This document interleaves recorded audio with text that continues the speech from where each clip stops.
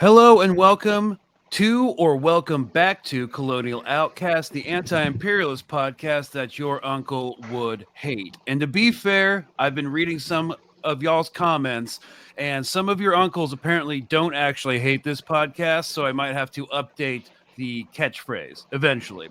But if you don't get the joke, because other people don't get the joke, I'll say it's somewhat peculiar, to America, and I'll just say this. I have a couple of uncles who have very problematic views on immigration, policing, and the U.S. Investment in foreign wars. I know I'm not alone in that, and they would absolutely hate this episode. So let's get into it. Now that the U.S. elections are over and President-elect Donald Trump has assembled his cabinet nominees, the Avengers squad of God's own problematic idiots, who, if confirmed by the Senate, will only speed the decline of U.S. imperium, we are going to recenter the ongoing campaign of ethnic cleansing in Palestine and the failed ground maneuver in southern Lebanon, the ill-fated Operation Northern Arrows. And you've got it. This is another operational breakdown episode. So I'm your host, Greg Stoker, a former U.S. Army Ranger, and I'm joined by regular contributors, Travis, a former field-grade artillery officer, and Matthew Enderline, a former infantry officer, now currently living in Beirut. Thanks so much for coming on, y'all. Great to be back. All right. So first of all, got to do the plug. We're trying to actually be able to pay contributors and flesh this out into a more professional platform. I mean, this podcast has been going on less than a year, but we're on Patreon. If you'd like exclusive content only to be found there, check us out. And if you're picking up what we're putting down, consider subscribing. And if you're getting nickeled and dimed by late stage finance capitalism, we're just glad you're here. Like, share, and subscribe if you feel like it. You don't have to do anything you don't want to do. So anyways, plug over.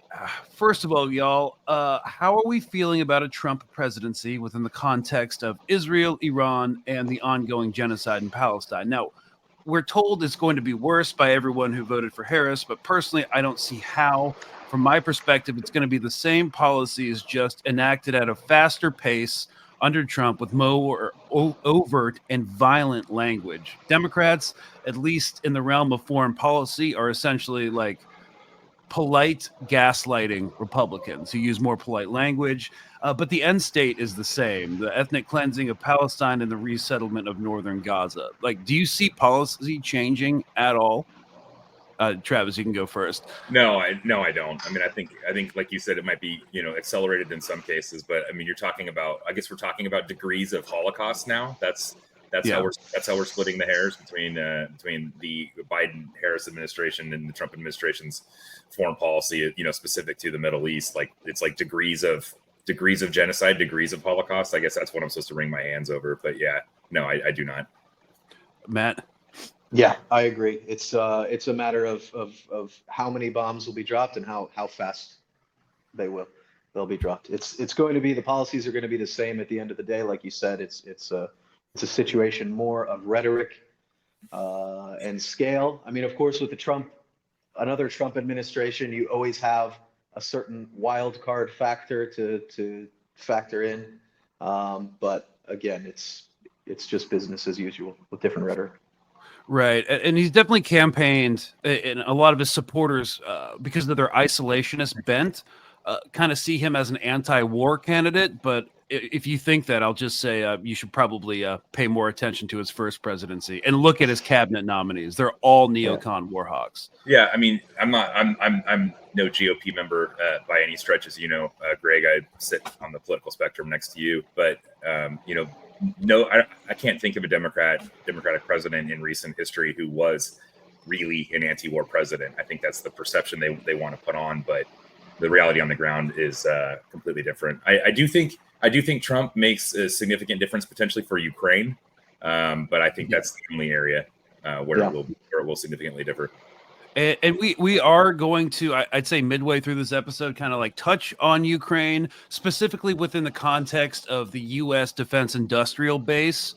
The U.S. supply lines are stretched pretty thin between deterring China over the Strait of Taiwan, the ongoing war in Ukraine, and the genocide in Palestine.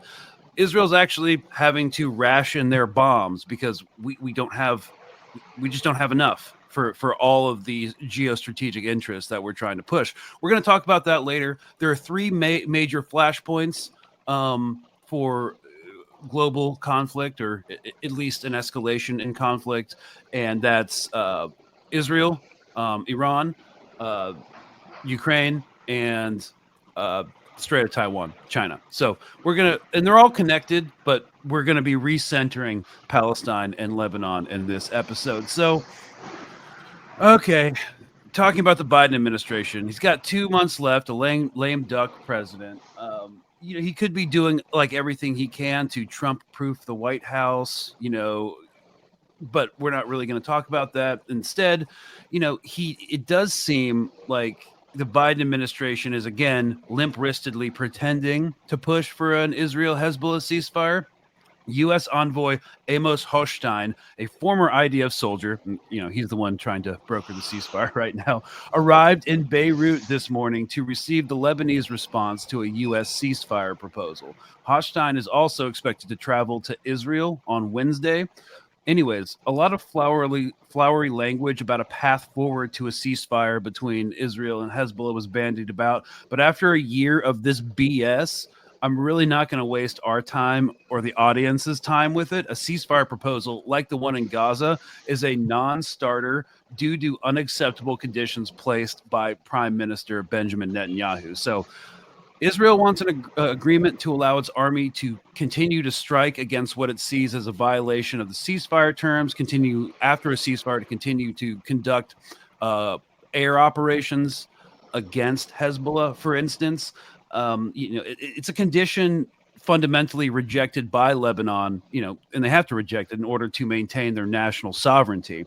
And Israel also demands Hezbollah retreat behind the Litani River, roughly 40 kilometers north of what is considered northern Israel, and disarm, which ain't going to happen.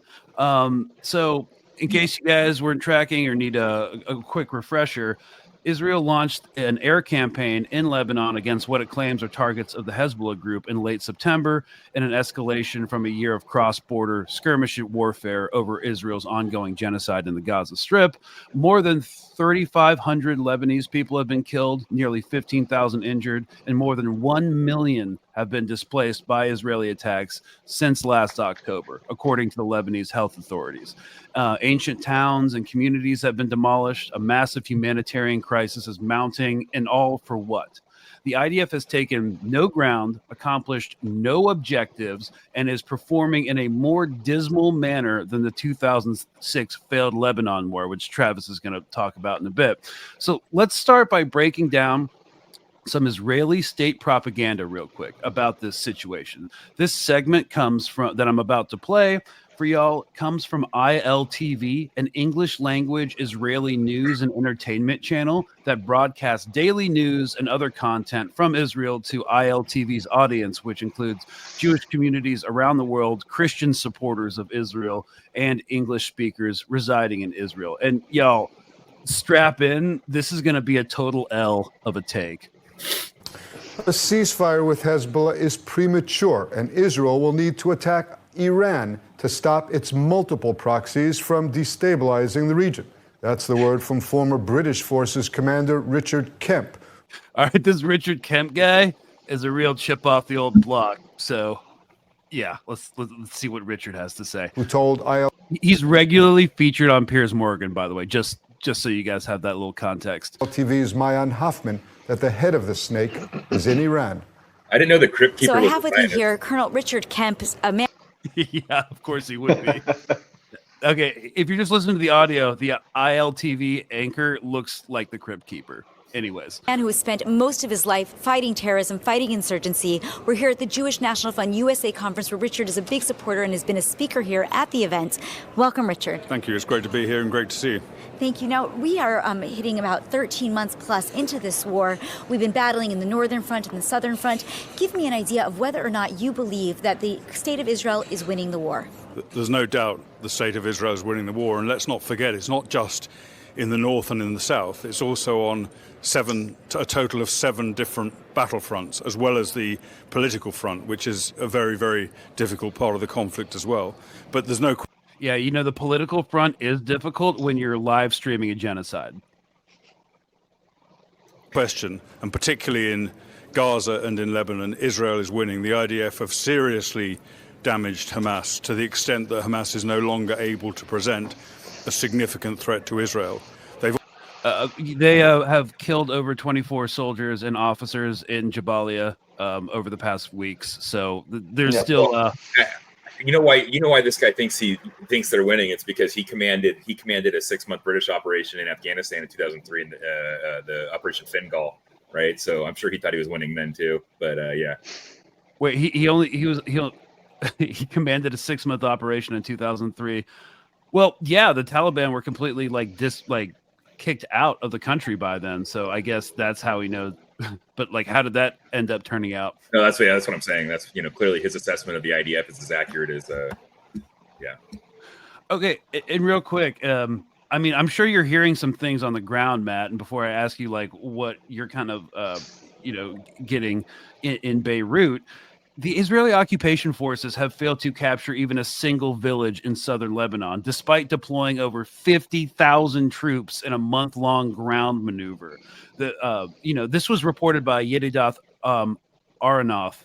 It's a Hebrew media. The current offensive involves 5 divisions, 3 times the size of the force deployed during the failed 2006 war, but has yielded no significant territorial gains. Okay. And, the report cited by Ynet attributes Israel's setbacks to Hezbollah's effective tactical strategies, including layered defenses and precision attacks on Israeli armored units. These ambush tactics have created extreme challenges for Israeli forces, including quote unquote elite units such as the Golani Brigade and other commandos. So, as of 2 weeks ago, Hezbollah claimed it has destroyed 42 Merkava tanks, 4 bulldozers, 2 Humvees, an APC carrier, and has reportedly killed over 95 Israeli troops and wounded 900. I don't see those as unreasonable figures from everything we've been seeing, but even Hebrew media last month reported that 64 Israeli soldiers and 24 settlers were killed amid the ongoing hostilities. So, I don't know, Matt, what are you hearing from the border? Well, the past several weeks, it's been a situation where everyone's been perplexed, right? Because they initiated this ground offensive and then almost immediately stopped and were unable to both gain terrain or to mount any sort of, from my standpoint, any sort of significant offensive operation. I mean, all of their operations have been quite piecemeal on the ground, and only in the last couple of weeks, since magically the end of the election news cycle, that they've started putting a little bit of offensive pressure inside Lebanese territory. And again, now this kind of offensive pressure I'm talking about is now the furthest point they've reached is about 5 kilometers from the Lebanese border instead of 500 meters or a kilometer. And that's since September. We've seen the multiple, despite attempts to have media gags and blackouts on information of IDF losses and casualties. You can see the evidence every day of significant mass cal events. And of course, we know that from the beginning, when we had our first episode about this, Greg, we discussed how they overly rely on air power and indirect fires to build, to make up for gaps in their ground fighting ability, which, as we know, is largely non-existent. So yeah, we're seeing the results of that, and we said also that when the fight turned to the ground, that Hezbollah's advantages in knowing their terrain, being able to capitalize on decades of prepared defensive positions and plans, and being able to fight in a decentralized small unit fashion, which benefits them. So we're just seeing the results of that.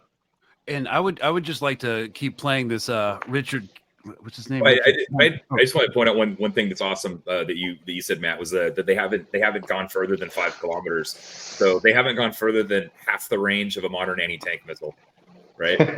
Yeah, exactly. And when we say they've gone in 5 kilometers, it means they've penetrated.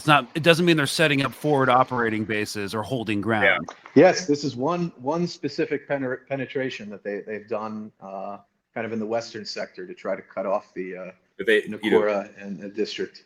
You're talking about anti-tank gunnery positions in defense in depth, right? So pre-dug anti-tank positions, most of which have a range somewhere around 10 kilometers. And Matt just said that they haven't gotten half. They haven't managed to penetrate half of that range. I wonder why. It's almost like their tanks are getting smoked in kill boxes. Weird. Yeah. And let's look at it again. This penetration that we're talking about, that's 5 kilometers. They spent 3 days, 4 days, about a week trying to capture a Crusader castle that was built around 1100. So it takes them a week to take medieval defensive positions that have been obsolete since the invention of gunpowder. I hadn't considered that, but yeah. Okay. Should try like a covered battering ram, maybe, or a trebuchet. Yeah. I mean, with the way they're spending munitions, they might have to start constructing trebuchets. But I want to continue with this Richard Kemp guy because there's a lot to unpack here. Written down Hezbollah to the extent that I believe Hezbollah is no longer capable of launching large-scale rocket barrages against Israel today. The job is not done in either of those two countries, but the work is well in hand, and Israel is most certainly winning it. Okay, so he just said they've degraded Hezbollah rocket capabilities so much that they no longer pose a threat to Israel. He said that about 19 hours ago. About 10 hours ago, this happened. Hezbollah launched probably in anticipation of Amos Hochstein, the U.S. envoy to Lebanon, his arrival in the region. They launched a massive salvo towards Tel Aviv, probably as a diplomatic message that they're completely capable of continuing the fight and don't need to accept a ceasefire. Because as we've said, again, a lot of these like rocket barrages, both in Gaza and in southern Lebanon, are basically a system of global communication to show people that they're still alive and kicking. But anyways, he said that they are no longer a rocket threat. Well, this happened last night in Tel Aviv. No greater way to guarantee that you immediately get hit with a rocket barrage than to say publicly on the news that there's no longer any rocket threat. It's like lighting a cigarette and then the bus comes, right? Like you should have knocked on wood, brother. That was guaranteed to happen the next time. Yeah, it reminds me 6 months ago when I think President Herzog of the Israeli Knesset said, we've destroyed all rocket capabilities in northern Gaza. And like 45 minutes later, they launched Hamas launched like 60 rockets from various points in northern Gaza. So yeah, this is what happened last night in Tel Aviv. So if you're just listening to the audio, there's chaos in the streets. There's paramedics working on casualties. We've got battle damage from a rocket impact. That guy got hit by a car. That guy got hit by a car running after an explosion. There's another video that showed it. Yeah. Oh, I think I saw. Okay, so this guy that they're working on currently, was running from indirect and got hit in traffic. Okay, well, we've got rounds on target in Tel Aviv. So, yep, chaos. Anyways, I'd say that was a pretty embarrassing thing to say and then have happen, but I don't think Richard Kemp really cares. I think he's definitely on the payroll, so he just says stuff. It's giving vibes of Bush's mission accomplished speech. I mean, that's been going on since December. Yeah, sure. And this was, if I'm not mistaken, the first impact of a Hezbollah missile inside Tel Aviv since the start of this war. So it's actually a demonstration of an increased capability, or at least, offensive posture since the start of the war. Yeah, and I'm not sure what kind of munition it was. Maybe it was one that they haven't used before, but can't be certain. So again, it's also a system of communication and diplomacy, these rocket attacks. But let's go, Richard. There's been a lot of talk about a ceasefire, certainly with Lebanon, and even potentially getting some of those hostages home and ending the war in Gaza. In your estimation, we're winning, but as you said, the work is not done. So how much longer do we need to fight until we can effectively have that ceasefire agreement? Oh, good 20 years, nation building, stuff like that. I think the talk of a ceasefire in Lebanon now is premature, and I've no doubt it's being driven partly by the Biden administration, which wants to see some kind of result before Biden leaves office. And of course, Israel has little choice other than to, as far as it feels it must, to go along with that. So I do think it's premature. There may be potentially a temporary ceasefire in Lebanon, I suspect, if there's sufficient pressure by the US on Israel to do that. But that's not the end of the story. Israel needs to do much more damage to Hezbollah, and it effectively needs to create a situation where Hezbollah becomes demilitarized as a longer-term objective, and there is a very significant buffer zone between the Israeli border and certainly the southern part of Lebanon, to the extent that there is no longer a direct threat to the residents of northern Israel who can then return home. That is not necessarily going to happen overnight. Yeah, especially creating a massive buffer zone when you can only penetrate 5 kilometers in and not hold ground seems like a very achievable operational objective. Yeah, like one of the requirements for ceasefire that you mentioned, them being pushed back, or them pulling back beyond that river, et cetera. Like several of these ceasefire requirements that they're pretending that they're trying to get are things that they cannot achieve on the ground militarily, i.e. Hezbollah has absolutely no reason to hand those over at any kind of negotiation table. And you're not going to be able to clear a buffer zone and hold it with aerial bombardment, which is all, and ground fires, which is all they've managed to do. To Matt's point earlier, like if you cannot hold terrain, you're not pushing anyone anywhere. Gaza's an open air prison camp that they control, and they haven't managed to bomb Hamas into submission, let alone Hezbollah. It's not possible. Yeah, absolutely. And let's be clear, this proposal for a ceasefire is a unilateral ceasefire. No part of this agreement has Israel ceasing fire inside of Lebanon. Yeah, it's a surrender condition.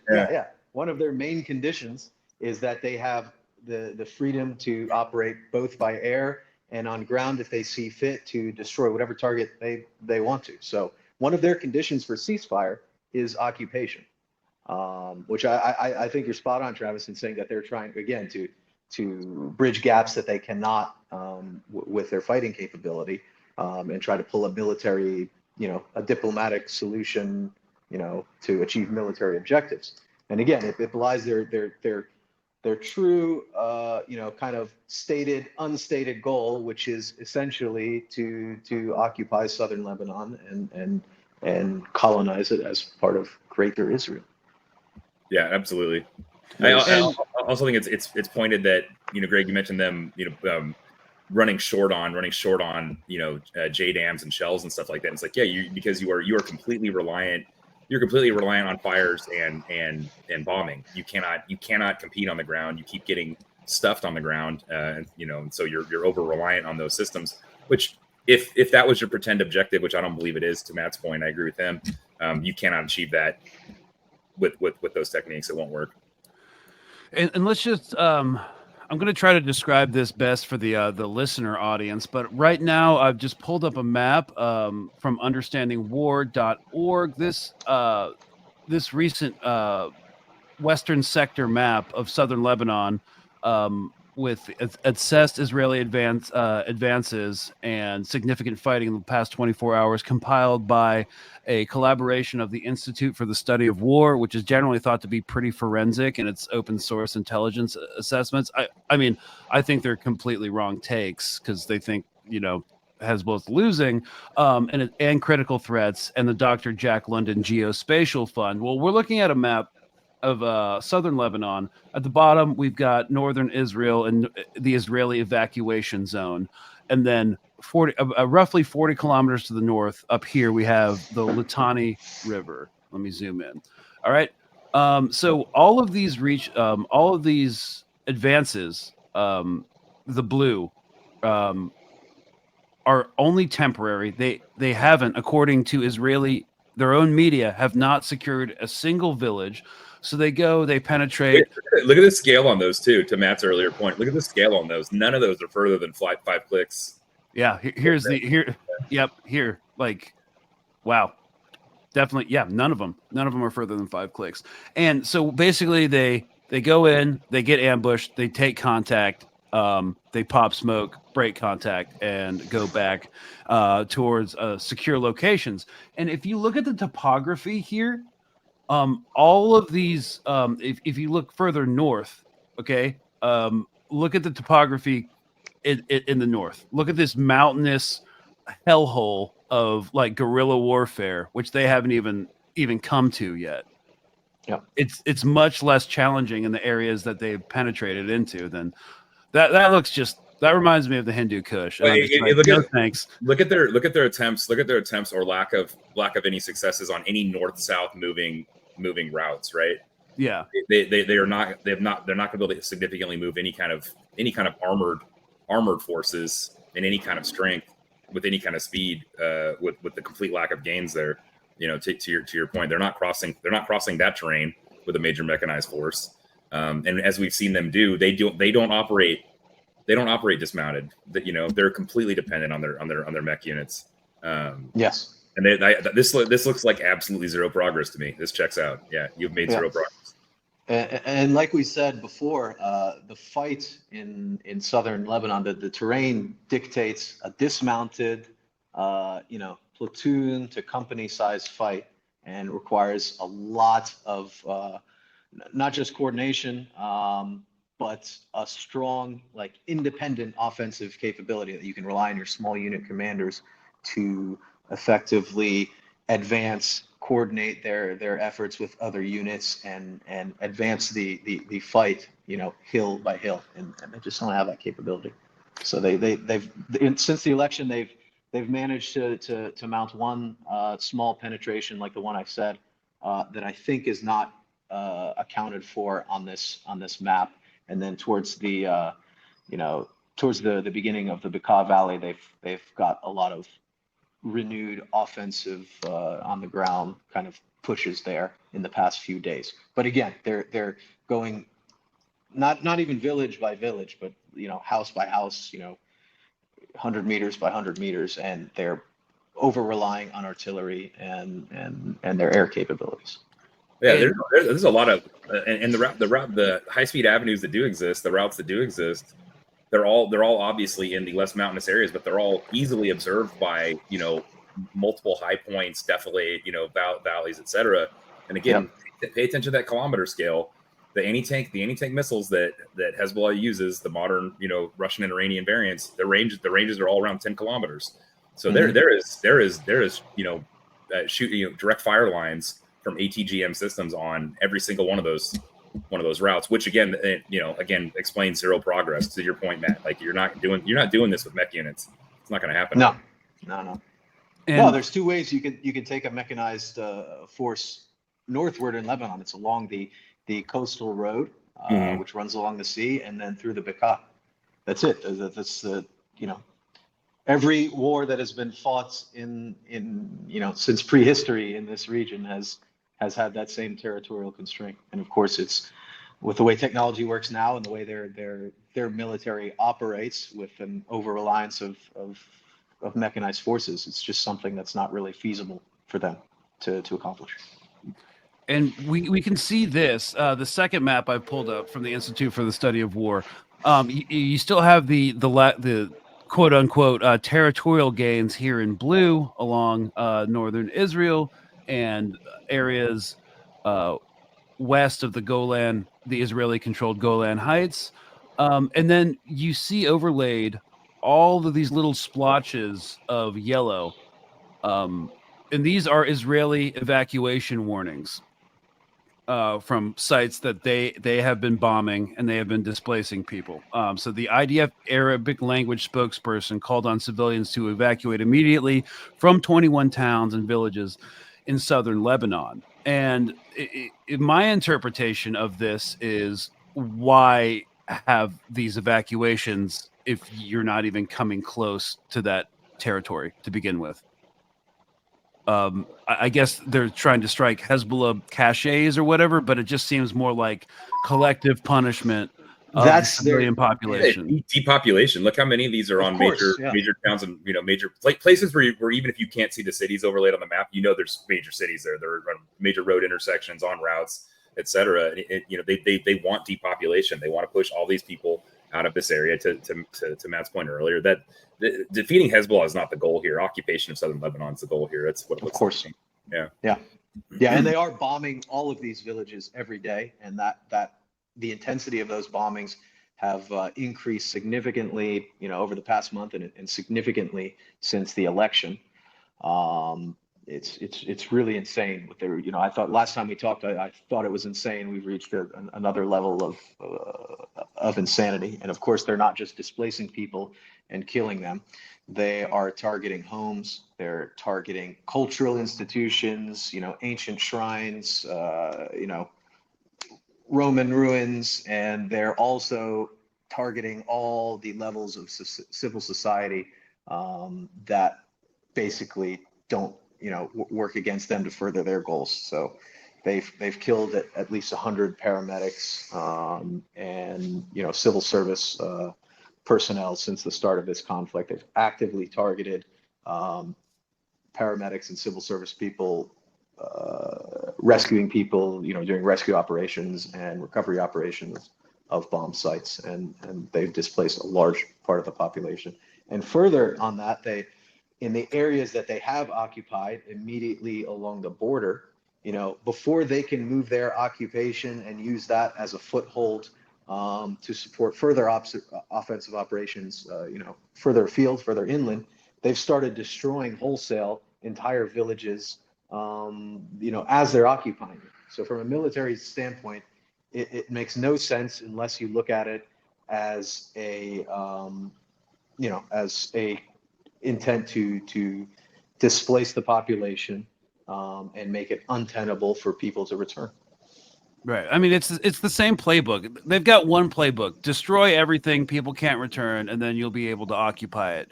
And look at the line. Look at the line, right? Look at the east-west line of the Litani River right there. What does that line up, perfectly with that? Their controlled area, the Golan Heights. You cut that chunk out. Now they don't have those that such a long north-south border there. Like it's pretty obvious that this has nothing to do with. Any kind of tactical or strategic decision. This is an occupation decision. And if you look at this map, okay, so every one of these plane icons, these aircraft icons, represents an airstrike, and that is within a 12-hour period from November 10th to November 11th of this month. Like that is a significant number of strikes within a 12-hour period. In a country so small, it's insane. They're averaging several hundred a day. In Beirut, the news on that has kind of abated because it's become normal, an absolutely normal thing. And even me being here, I don't.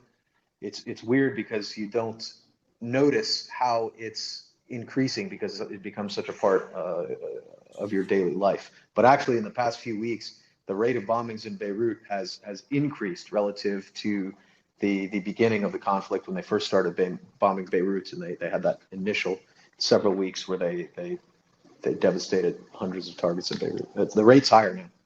Right, and so we kind of have a sense of what their stated goal is, what their actual goal is, and how they're not going to accomplish any of their objectives. I want to keep on with this Richard Kemp guy because he's giving state talking points, and I think it's important to look at those. So continuing on, I think he's going to bring Iran into this too.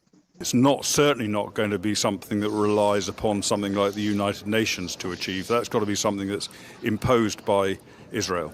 Right, and I understand a lot of the hesitation with the ceasefires that Israel might not have then the access to go in and to take care of business when it needs to. Now, I want to move to Iran because in the end of the day, Hezbollah, Hamas, these are all just proxies of the Iranian regime. You've been very vocal about the need to have a U.S. administration that would support Israel in its attack against Iran, be able to take out the power of Iran. Do you feel that the Trump administration will be able to achieve that goal or work with Israel to achieve that goal?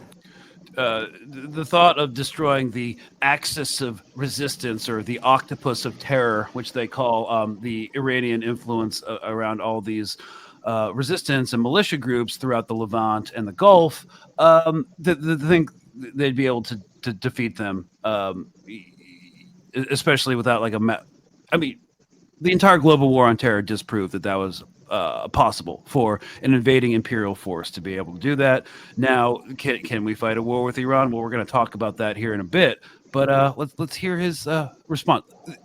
The answer is no, but let's just hear him out. All 7 of the battlefronts Israel's fighting on are driven by Iran, and therefore Iran is effectively the head of the octopus, which does need to be cut off. Somehow it's got to be cut off. Israel can't do that without the support of the US. It can inflict severe damage on the Iranian regime and the Iranian nuclear program. Okay, well, first of all, I just wanted to point this out. There is an obsession within certain Western circles and certain in like a military Israeli military thought of cutting the head off the snake. And they killed Nasrallah and they're like, Hezbollah's done. You talked about them being decentralized. All these networks and organizations are decentralized for very specific reasons. But yeah, Matt, you were talking about them being completely decentralized. Do you think, after observing this genocidal conflict for the past, year and change, I feel pretty much disabused of the effectiveness of the cutting the head off the snake proverb. How many heads can you cut off? I mean, it boggles my mind to see someone who like this, who spent a career as a field grade officer, and depending on where he was had a hand in losing 1 or 2 wars himself for his own country, to continue to espouse this ridiculous narrative that an imperial power can kill away a resistance, or can make one big strike or one big offensive. We saw it with the surge. We saw it for 20 years in Afghanistan. Every one of these kind of tactics has the same, like, oh well, it's like the old we'll be home by Christmas in World War II thing. But you're 100% right from a tactical sense that you can't cut the head off the snake. These resistance elements are organic to the population. But also, I think we should take a minute for like a quick geopolitics lesson, because the parts of his narrative that are really dangerous to me is not the operational sense of, can they practically reduce a resistance by striking Iran. It's both political and ideological, and I think it's pretty much 100% false for him to say that, to present Hezbollah and the rest of these elements as proxies of Iran at this point, because as we know, Hezbollah is a political party. It is an organization that is deeply intertwined and rooted within Lebanese civil society, the economy, and the government. And furthermore, it's not he's talking about the chicken and the egg here. It's not a situation where Iran created these resistance movements, because as we know, that doesn't exist. I mean, no one will take up arms, to support another nation just, for the sake of doing that. Iran capitalized on the abandonment from Western countries and their piss-poor foreign policy in the Middle East for decades, to capitalize on these grievances to support their own goals. Sure, but this resistance started in response to occupation, ethnic cleansing, genocide, and disenfranchisement of entire populations of people. And it remains rooted, despite all of the geopolitical factors, the resistance is rooted in that sense, in that idea that occupation, imperialism, colonization, and subjugation of people is wrong. And there's no amount of political, military, or diplomatic maneuver you can do to kill that idea in the hearts of people. It doesn't exist. Yeah. Well said. I mean, I do think it's a dangerous narrative too for a lot of reasons, and I try to bring this up whenever someone starts talking about bomb, Iran, bomb. Okay, so there is this idea when it comes to the war hawk propaganda coming from Western leaders. It comes from Israel into the Western leaders, because no one benefits more. No one benefits more from any of the Western countries getting into a shooting fight with Iran. No one benefits more than Israel. I mean, no one benefits at all except Israel. Really, the U.S. is not going to benefit from that, from a shooting fight with them. None of the Western powers are, and that's why that gets fed through the paid channels in our government, and has its proponents, Lindsey Graham, et cetera. But yeah, that's partly where that comes from, where the impetus is for it. That they're the ones who want that the most. That's their Hanukkah list, right? Christmas list. I don't think that made sense, but well, hey, most Zionists are Christians, so right. Yeah, that's right. Well, the Zionists are mostly atheists anyway. So who am I? But yeah, they want that, and I can't know that, Matt. That was really well said. But you can't decapitate that. It won't stop shit. It's not a military tactic that works ever, right? The United States assassinated Soleimani. What did that do? Really, ultimately, nothing. Killing senior leaders in these kind of large scale, ideological, global geopolitical conflicts does not stop anything. These are juggernauts moving. You're not going to assassinate your way out of it. Israel loves its assassination playbook. It's had that, since the get-go. That's been one of their go-tos, but it doesn't stop shit. And frankly, you guys are being nicer than me. I think Kemp's an idiot. You point out, I don't know how this guy served in Afghanistan and Iraq, which he did at the levels that he did, on the staffs that he did, and clearly learned absolutely, zero. He learned nothing. Right. So he's just like every other field grade to general officer that served in that conflict. Well, I feel like we time traveled and pulled him out of 2005 or 2006 or something, because that's what he's saying is the shit that I remember, our senior leaders saying when I was in Iraq in 2007 and 8. Like that's what they were saying then. I saw the same thing in Afghanistan in 2014. So my perception is that in the end, and this is what I always struggled with, when I was in the Army, is how can the people who have, this is the big lesson I learned in Afghanistan. How can the people who have so much experience and who didn't come from the pre-GWAT, conventional, focused army, that grew up in this asymmetrical environment, and have so much experience, be so mind-bogglingly ignorant and stupid of what the hell's going on around them. I couldn't understand this then. I don't understand it now. I don't think the three of us are particularly wise or intelligent for picking up on this, because it was obviously right in front of us. And I can only say that people like him are the reason that the United States and Great Britain also has stayed in perpetual wars for 20 plus years, with nothing being demanded and nothing being accomplished. He represents that mindset and that problem that has hurt us for decades. Yeah, absolutely. You remember seeing this. We saw this in the beginning of the counterinsurgency shift, where we used to remember making fun of these guys. You would make fun of these 90s guys, whose brains were stuck in like fighting the Soviets in the Fulda Gap, and so they would try to apply, Cold War era conventional army shit to Iraq and Afghanistan, and all the younger dudes were like this. We came in on counterinsurgency. We're like, what are you doing? There's no Russians here. That's not going to work. But the same thing happened post 08, right? The guys like Kemp, learn nothing, right? No, this is how you fight. We're going to win. We're going to defeat terrorism globally. And this guy still believes that, 12 years later, he still believes it. So absolutely. It's an age-old struggle, especially for the junior officer, later, or all of the enlisted.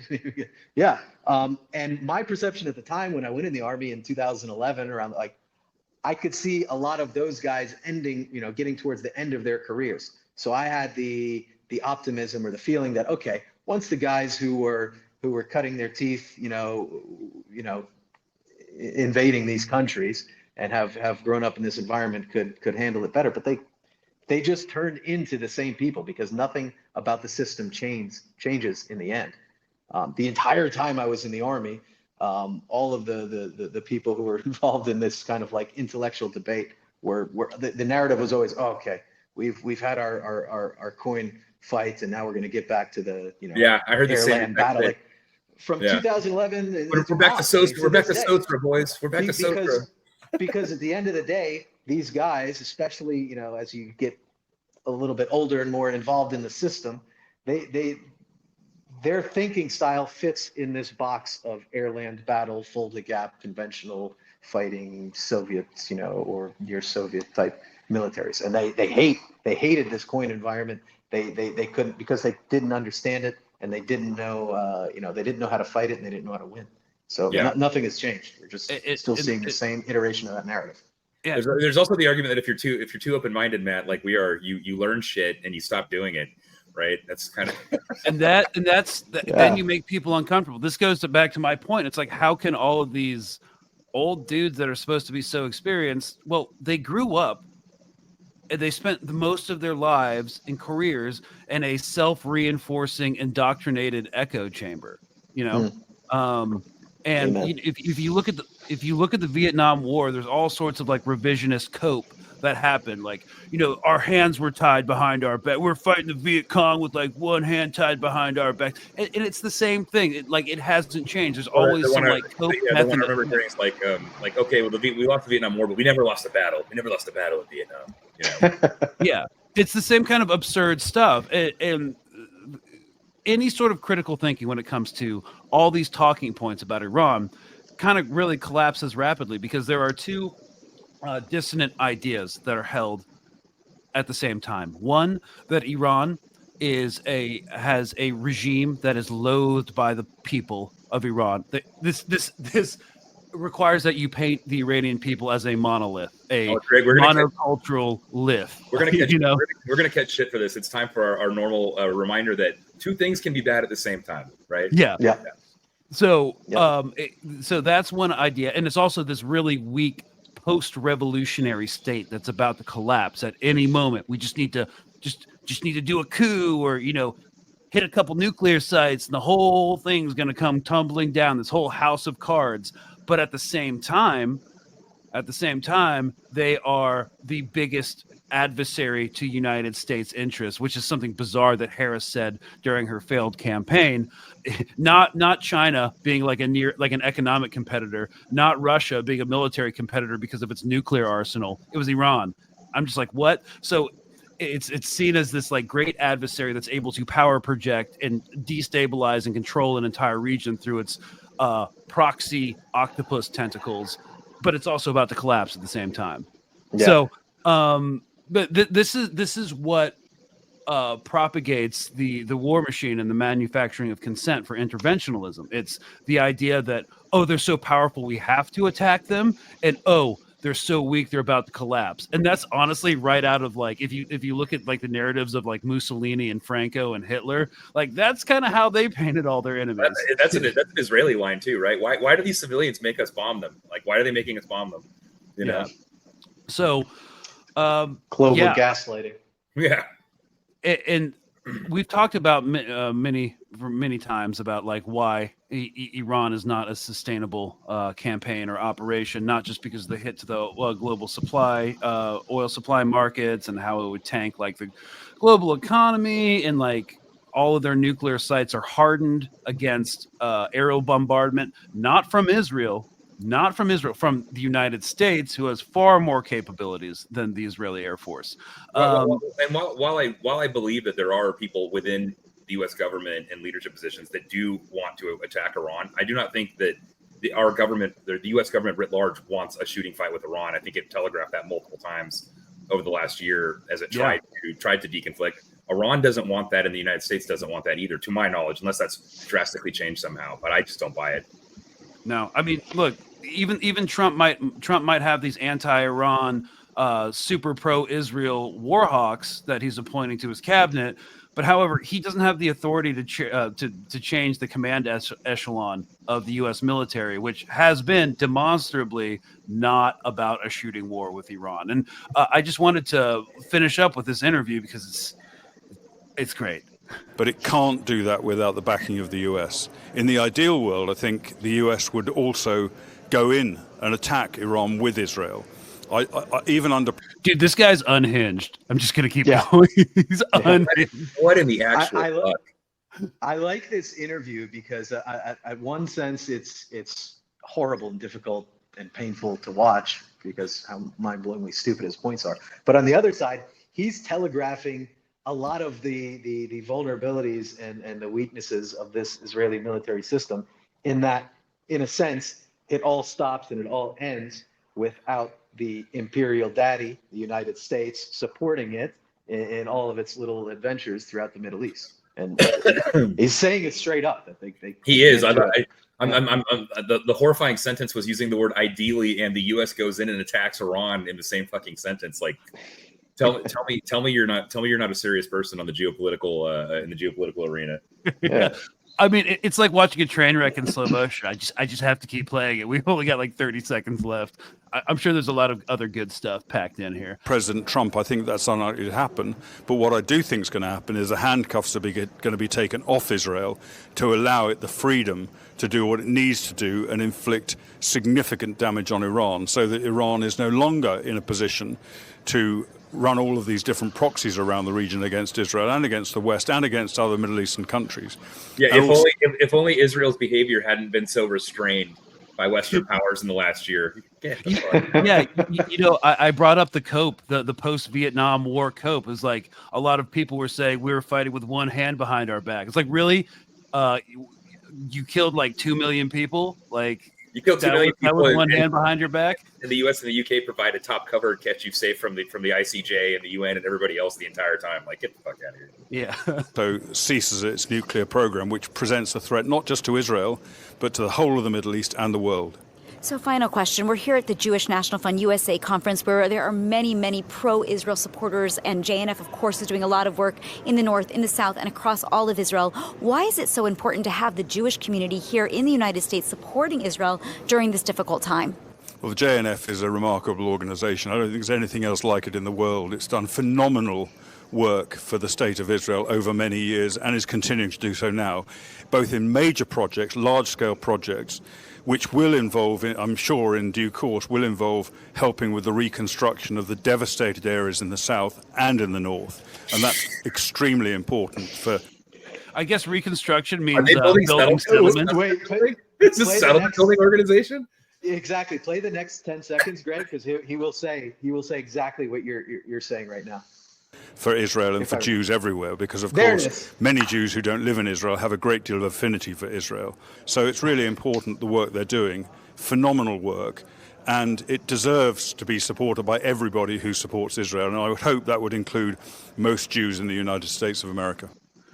Well, I think this is my favorite interview I've seen in a long time. He said a number of things that I love. First of all, he said basically Israel can't do shit without U.S. backing, and we need to support Israel and fund this, because the South and the North is going to need to be reconstructed, aka for Jewish people, aka for settlements. It's like, dude, this guy just says the quiet part out loud. Yeah, replace reconstruction with colonization and settlement, because that's. Wait, I just wonder what military-industrial complex, what defense industry contracts does this guy have that they get they get this former British Army officer to sit here and shill this hard on one of their state channels? Like, bro, what are you getting? Like, do you have Elbit contracts? Like, what is happening here? You're bought and paid for. I'm just curious what the price tag was. But the reason I like looking at this straight up government propaganda, because obviously he's shilling for it. These are Israeli government intelligence and information operations talking points. That were a memorized slide from the JNF. Like, you heard him go bullet point. That was incredible. Yeah. He's been doing that all his career. That's how he made it so far. True, yeah. It's heavily PowerPoint based systems, bro. Yeah. I bet he rocked. I bet he was a PowerPoint master and just a menace at division staff. Just demanding all the best PowerPoints. Hellman is still under British military control, isn't it? Right, that's where he was. So, sorry, I kid. Terrible joke. So I think, bottom line, like when you look at the interview and you look at everything that's happening on the ground, and you kind of have the intellectual and emotional curiosity to figure out like what went wrong during the global war on terror, it's just so clear that this is a losing strategy. It's literally the same talking points for Vietnam, same talking points during like Iraq and Afghanistan. They all turned out the same way, and literally nothing's changed. The imperial machine hasn't changed. The tactics haven't changed. The information operations haven't changed. The thought processes of these like general and field grade officers haven't changed. The politicians haven't changed. So I think it's inescapable that it's probably going to go a similar way than it's gone every other time. I do not think that most of our military officers think that we should invade Iran or attack Iran or get in a direct conflict with Iran. I do not believe that. I don't believe that. You said that earlier. You don't either, but yeah, I just wanted to point that out. No. Like because people listening to this, some people will freak out because of that. We do not think that the U.S. military leadership writ large thinks that's a good idea. I don't buy. Yeah, I do. And we could reference actual interviews with the Joint Chiefs of Staff, and each one of them has said to varying degrees, yes, we do not want a war with Iran, and we do not think Iran wants a war with us. So. Now, do I think Israel is going to do its best to drag us into a shooting fight with Iran? Absolutely, 100%. If they could make that happen tomorrow, I believe that they would make that happen tomorrow. So, like, obviously, the Lebanon invasion is not going to work. This Operation Northern Arrows is going to stall out, and it's going to become like a frozen conflict zone until a ceasefire is reached. But again, I don't think Hezbollah is going to reach a ceasefire until the ones reached in Gaza, which has been their position from the start.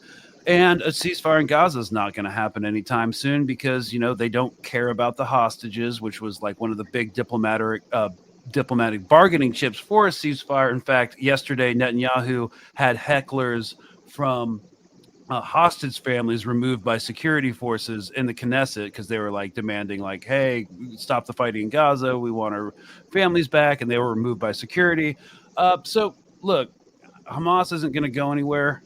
They've just achieved 24 EKIA with low intensity operations, booby traps, IEDs, sniper operations within the past couple weeks. That's a significant number of casualties for such a small area of operations. And the Israeli economy is in shambles. The U.S., we didn't have time to touch on our industrial base and our ammunition shortfalls for all the conflicts we're supporting. But there's just a finite amount of men, material, and money. And also Israel's going through like a social unraveling as well. So I don't know how long it's going to take, but I don't see, and in closing, do you guys see a way out of this mess for Israel and its supporters? No. Nah. No way. Yeah. And so basically one of the big problems is, and Travis has to go soon because, work stuff. So, well, if you have to head out, Travis, thanks so much. I'm just going to close for another 90 seconds. Seeing you guys. All right. Thanks. See you, Travis.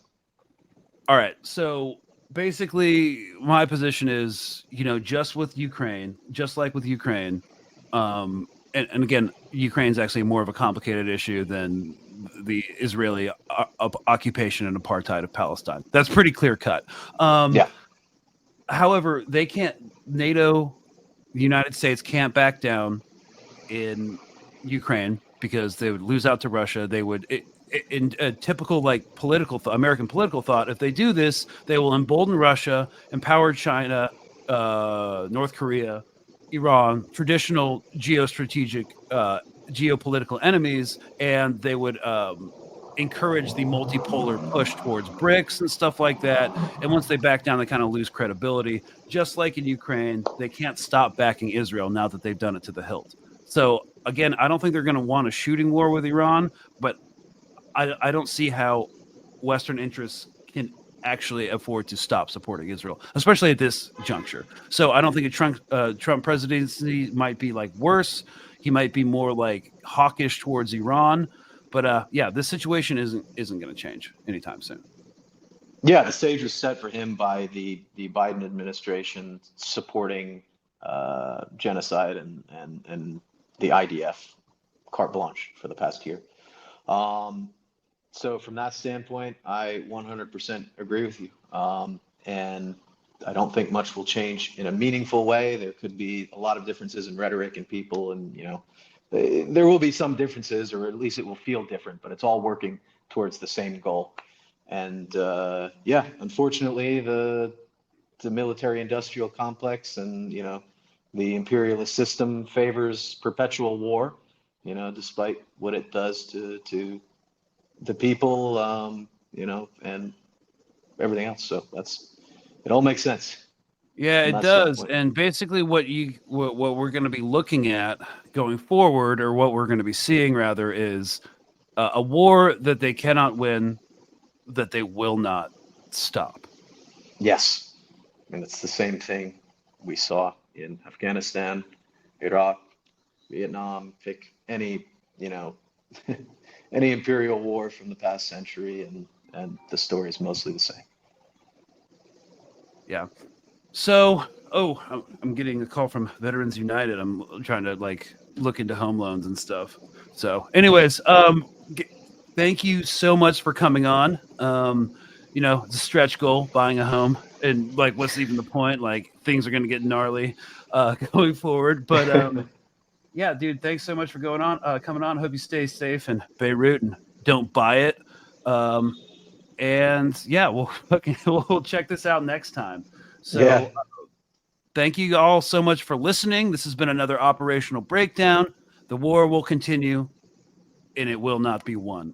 So yeah, cheers, y'all, and hopefully we have a more cheery episode next time. And if you want that, check us out on Patreon. We have a segment called F Around Fridays, where we try to take a break from the horrors before something horrible happens over the weekend. So cheers, y'all, and we will see you on the next one.